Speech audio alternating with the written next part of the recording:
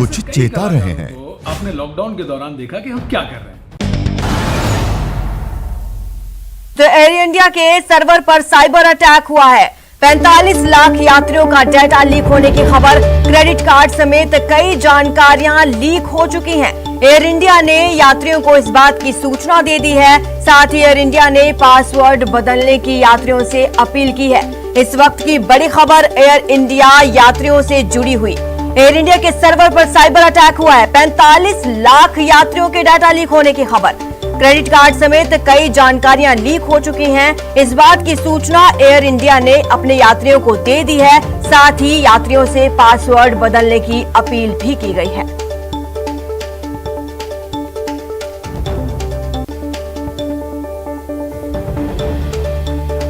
तो air India के server पर साइबर अटैक हो चुका है। 45 लाख यात्रियों का डाटा लीक हो चुका है। इसमें क्रेडिट कार्ड समेत कई महत्वपूर्ण जानकारियां लीक हुई हैं। एयर इंडिया ने यात्रियों को इस बात की सूचना दे दी है और यात्रियों से ये अपील की गई है कि वो अपने पासवर्ड चेंज कर लें।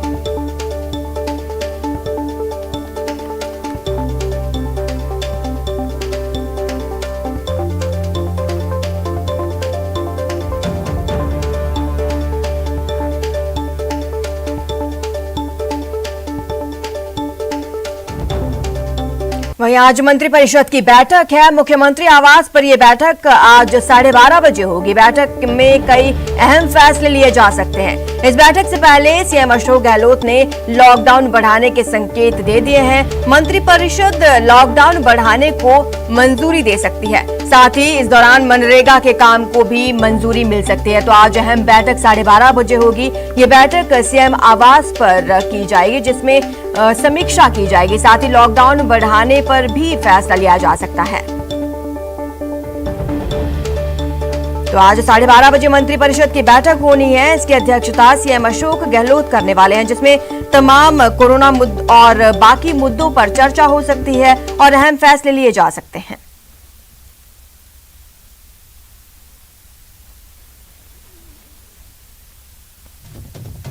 आपको बता दें कि प्रदेश में कोरोना संक्रमण के प्रसार को रोकने के लिए राज्य सरकार द्वारा जन अनुशासन पखवाड़ा और महामारी रेड अलर्ट, जन अनुशासन लॉकडाउन जैसे सख्त कदमों का असर भी दिखने लगा है। आज एक बार फिर मंत्रिपरिषद की बैठक होनी है, जिसकी अध्यक्षता सीएम अशोक गहलोत करेंगे। इसमें लॉकडाउन जैसे सख्त कदम उठाए जा सकते हैं।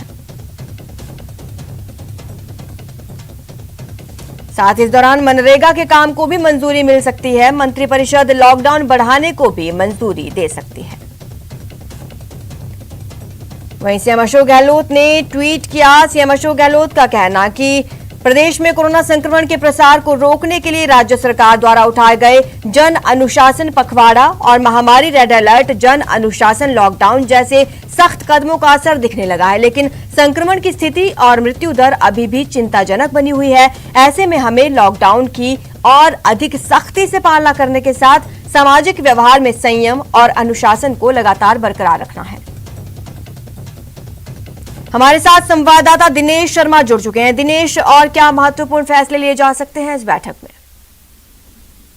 बिल्कुल, आज देखिए, आज बहुत ही महत्वपूर्ण बैठक होने वाली है और ये जो बैठक है इसमें चर्चा की जानी है कोरोना संक्रमण का जो खतरा है उसको लेकर, और खासतौर से लॉकडाउन की अवधि बढ़ाने पर को लेकर ही इस बैठक में जो है फैसला होना है। क्योंकि लॉकडाउन जो अभी जारी है, 10 मई से जो लॉकडाउन शुरू हुआ था उसकी अवधि खत्म हो रही है 24 मई को सुबह 5 बजे। तो लॉकडाउन बढ़ाने की तैयारी है प्रदेश में। जो संकेत मिल रहे हैं उससे यही माना जा रहा है कि लॉकडाउन को बढ़ाया जा सकता है।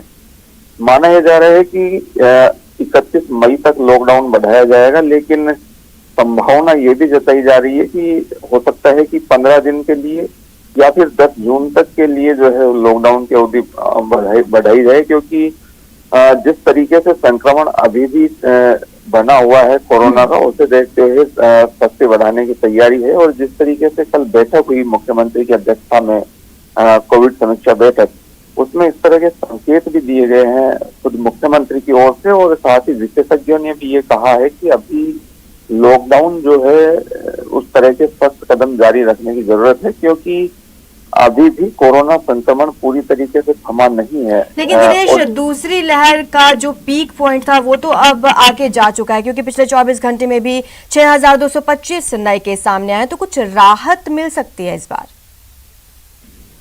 देखिए, संभावना अभी कम है राहत मिलने की। अभी सख्त कदम जो है वो जारी रखे जाएंगे जैसा माना जा रहा है, क्योंकि विशेषज्ञों ने ये कहा है मीटिंग में, जो राय दी है विशेषज्ञों की ओर से, कि अभी भी अस्पतालों पर दबाव कम नहीं हुआ है, अस्पतालों पर दबाव इसी तरीके से बना हुआ है। साथ ही दूसरी और तीसरी लहर के बीच में जो अंतर है वो बहुत ज्यादा रहने का अनुमान नहीं है। जैसा दूसरे देशों से अनुभव जो लिया गया है वो यही कि दूसरी और तीसरी लहर के बीच ज्यादा अंतर नहीं रहेगा जी। इसलिए विशेषज्ञों की ओर से ये सलाह दी गई है कि लॉकडाउन जैसे सख्त कदम अभी जारी रखे जाएं अगर संक्रमण को थामना है। जी, शुक्रिया दिनेश तमाम जानकारी के लिए। तो आपको बता दें कि आज सीएम अशोक गहलोत एक महत्वपूर्ण बैठक की अध्यक्षता करेंगे। ये बैठक आज 12:30 बजे होनी है, जिसमें लॉकडाउन और तमाम अन्य मुद्दों पर चर्चा की जाएगी। अब बात करेंगे मरुधरा में कोरोना अपडेट की। तो सख्ती से कोरोना संक्रमण कम जरूर हुआ है। 24 घंटे में 6,225 नए केस सामने आए हैं। साथ ही 129 लोगों ने कोरोना संक्रमण के चलते अपनी जान गंवा दी। एक बार फिर जयपुर में सबसे ज्यादा मौतें हुई हैं। 28 मौतें राजधानी में दर्ज की गई हैं। 24 घंटे में 18,264 लोग ठीक हो चुके हैं। और प्रदेश में एक्टिव केसों की बात करें तो अब 1,31,000 से ज्यादा एक्टिव केसों की संख्या है। राजस्थान का कोरोना अपडेट हम आपको बता रहे हैं। लॉकडाउन के बाद से संक्रमण पर रोकथाम जरूर लगी है। 24 घंटे में मात्र 6,225 नए केस सामने आए हैं, लेकिन मौतों का आंकड़ा नहीं थम रहा। 129 मौतें पिछले 24 घंटे में दर्ज की गई हैं। जयपुर में एक बार फिर सबसे ज्यादा मौतें हुई हैं। 28 लोगों की कोरोना संक्रमण के चलते मौत हो गई। वहीं ओवरऑल बात करें तो 6,225 नए मरीज और 129 लोगों की राजस्थान में कोरोना संक्रमण के चलते मौत हो गई है। एक्टिव केस 1,31,000 के पार पहुंच चुके हैं। वहीं पिछले 24 घंटे में 18,264 लोग ठीक हो चुके हैं। वहीं एक बार जिलेवार आंकड़ों पर नजर डाल लेंगे।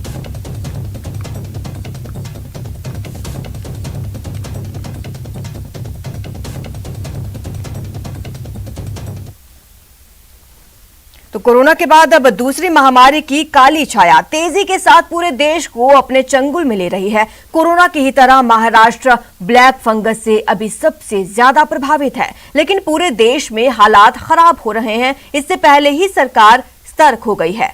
पीएम से लेकर केंद्रीय स्वास्थ्य मंत्री तक इसे लेकर चिंता जता चुके हैं। तो राजस्थान सरकार ने ब्लैक फंगस बीमारी से लड़ने के लिए कई जरूरी कदम उठाए हैं।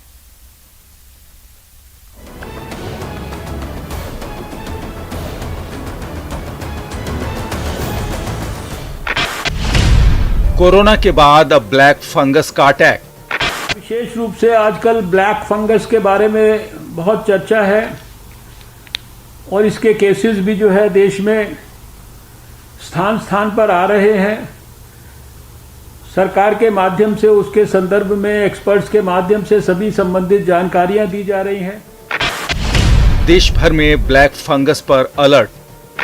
हमारी इस लड़ाई में अभी इन दिनों ब्लैक फंगस की एक और नई चुनौती भी सामने आई है। इससे निपटने के लिए जरूरी सावधानी और व्यवस्था पर ध्यान देना जरूरी है। कोरोना का खतरा खत्म हुआ नहीं कि ब्लैक फंगस ने देश को डराना शुरू कर दिया। मजबूरन केंद्र ने सभी राज्यों को इसे महामारी घोषित करने के निर्देश दिए हैं। भारत सरकार की तरफ से भी ये आग्रह किया गया है कि स्टेट्स इसको नोटिफाइबल डिजीजेस के रूप में जो है इसकी जानकारी दें और इसको सुनिश्चित करें कि हर एक केस जो इस संदर्भ में देश में आ रहा है वो हमारे नोटिस में आ जाए। हालांकि राजस्थान के साथ ही हरियाणा, यूपी, तमिलनाडु, पंजाब, गुजरात और तेलंगाना ने इसे पहले ही महामारी के रूप में अधिसूचित कर दिया है। देश में अब तक 7,000 से ज्यादा ब्लैक फंगस के मरीज मिले हैं, जबकि 200 से कुछ ज्यादा लोगों की अब तक मौत भी हो चुकी है। ब्लैक फंगस का सबसे ज्यादा असर महाराष्ट्र पर पड़ा है। महाराष्ट्र में ब्लैक फंगस के 1,500 से ज्यादा मामले सामने आ चुके हैं और 90 से ज्यादा लोगों की मौत हुई है। वहीं गुजरात में भी 1100 से ज्यादा इसके मरीज मिले हैं और 60 से ज्यादा लोगों की मौत हुई है। राजस्थान में ब्लैक फंगस के 700 से भी ज्यादा मरीज हैं। मध्य प्रदेश, हरियाणा और दिल्ली में भी मरीजों की संख्या 500 से ज्यादा है। राजस्थान में ब्लैक फंगस को मुख्यमंत्री चिरंजीवी योजना में शामिल किया गया है। ब्लैक फंगस के इलाज की दरें भी राजस्थान सरकार ने निर्धारित कर दी हैं। राजस्थान में अब ब्लैक फंगस का प्राइवेट अस्पतालों में मुफ्त इलाज होगा। यानी कोरोना संकट से जूझ रहे देश ने नए खतरे से लड़ने के लिए पहले से ही तैयारी कर ली है। हालांकि इस बीमारी में काम आने वाले इंजेक्शन की कमी एक बड़ी समस्या बनी हुई है। Bureau report, news 18 Rajasthan. Black fungus को लेकर सरकार गंभीर है। चिकित्सा मंत्री ने कहा है कि चिरंजीवी योजना के तहत कोरोना के साथ ब्लैक फंगस का भी इलाज होगा। साथ ही प्राइवेट हॉस्पिटल समेत 20 अस्पताल इलाज के लिए अधिकृत किए गए हैं। फंगस के राजस्थान में लगभग 700 केसेस रिपोर्ट हुए हैं और जैसा इसको राज्य सरकार ने महामारी अधिनियम के अंतर्गत नोटिफाइबल डिजीज घोषित भी कर दिया है। चिरंजीवी योजना में इस रोग के इलाज की व्यवस्था को अनुमत किया गया है। अब जिस तरह से कोविड का ट्रीटमेंट उसके कवरेज में आता है चिरंजीवी योजना के, उसी तरह से ब्लैक फंगस भी आएगा। साथ ही डोर टू डोर जो सर्वे कर रही है हमारी टीमें, उनको भी कहा गया है कि जो ब्लैक फंगस का सिम्टोमेटिक केस नज़र आए तो तत्काल उसको अस्पतालों में रिपोर्ट करवाएं। निजी चिकित्सालयों में इसकी रेट लिस्ट सरकार ने जारी कर दी है, उससे अधिक वो लोग पैसा वसूल नहीं कर सकते। एसएमएस हॉस्पिटल में अलग से एक विंग बनाई गई है और पूरे राजस्थान में जहाँ पर ईएनटी के स्पेशलिस्ट हैं, ऑफ्थल्मोलॉजिस्ट हैं और जो संसाधन हैं, उन संसाधनों को देखते हुए 9 सरकारी जो हमारे अस्पताल है और 11 प्राइवेट, उनको हमने अनुमत किया है अभी इस बीमारी के इलाज के लिए। अब लगभग 2000 फाइल उन्होंने दिए हैं। लेकिन भारत सरकार से हम बराबर ये कम्युनिकेट कर रहे हैं, आग्रह कर रहे हैं कि जितने हमारे मरीज हैं उनकी संख्या के अनुपात में हमें ब्लैक फंगस की भी दवाई पर्याप्त मात्रा में राजस्थान को दें, ताकि हम अपने लोगों को इस गंभीर बीमारी से निजात दिला सकें, उनका ट्रीटमेंट टाइमली कर सकें। विभिन्न मांगों को लेकर आंदोलनरत रेजिडेंट डॉक्टर्स की हड़ताल समाप्त हो चुकी है। चिकित्सा मंत्री डॉक्टर रघु शर्मा के राजकीय आवास पर शुक्रवार देर शाम रेजिडेंट और इंटर्न डॉक्टर्स ने मुलाकात की और उनकी मांगों पर हुई सहमति के लिए उनका आभार व्यक्त किया। इस मौके पर शिक्षा सचिव श्री वैभव गालरिया और निदेशक जन स्वास्थ्य डॉक्टर के शर्मा भी मौजूद रहे। इससे पहले चिकित्सा मंत्री के निर्देश पर रेजिडेंट और इंटर्न डॉक्टर्स के प्रतिनिधि मंडल से उनकी मांगों पर विस्तार से चर्चा की गई। अधिकांश मांगों पर सहमति के बाद रेजिडेंट और इंटर्न डॉक्टर्स के प्रतिनिधियों ने मांगों को लेकर हुई सहमति पर हस्ताक्षर कर दिए। आज हम तहे दिल से सभी रेजिडेंट एसोसिएशन, सभी रेजिडेंट डॉक्टर्स, इंटर्न डॉक्टर्स माननीय मंत्री जी के शुक्रगुजार हैं कि फर्स्ट डे ही हम आज मिले इनसे और फर्स्ट डे ही हमारी सारी समस्याओं को सुलझा दिया गया। तो हमें जितनी भी हमारी मांगे थी उन सभी को मतलब प्रैक्टिकली सर ने समझा चीज़ों को और सभी चीज़ों को एक्सेप्ट किया। आज इंटर्न्स का स्टाइपेंड, रेजिडेंट के स्टाइपेंड, हमारे थर्ड ईयर के एग्ज़ाम की प्रॉब्लम्स, इन सर्विस कैंडिडेट्स के इशू, सभी मुद्दों को सकारात्मक रवैया अपनाते हुए सर ने सॉर्ट आउट की और इसके लिए हम थैंकफुल रहेंगे ऑलवेज। बुलेटिन में इतना ही। आप बने रहे हमारे साथ और देखते रहिए न्यूज़ 18 राजस्थान।